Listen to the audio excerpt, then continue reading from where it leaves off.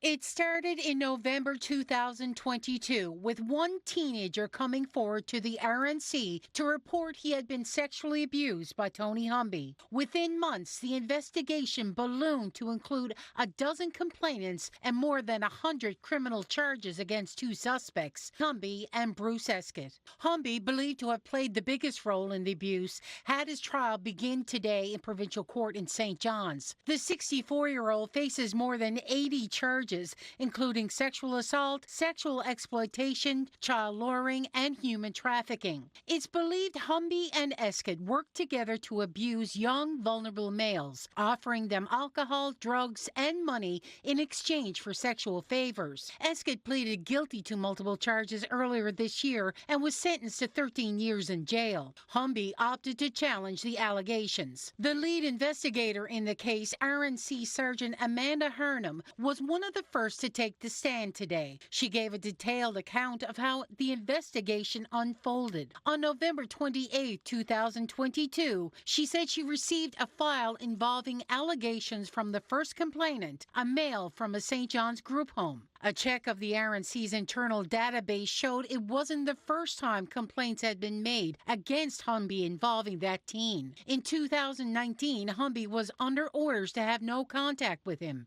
No charges were laid at that time, as the teen didn't want to pursue the case. This time, he was willing to talk. Hurnham said during the complainant's interview with police, he indicated there were other victims. 2 months after another man refused to talk, he admitted to police he too was victimized by Humby. 2 days later, Humby and Escott, who lived on the same street in Anjanette Trailer Park, were arrested at their homes. Hurnham said once news of the arrests was released by RNC to media, the case quickly grew. Every day, more calls were being fielded by police until Hurnham said the case became too big for her to handle alone. It was then taken over by a case management team and more resources provided. In all, Hurnham said more than 200 statements were taken during the course of the investigation, with 12 complainants coming forward. The trial, which saw months of delays due to pretrial applications, is expected to last up to 7 weeks.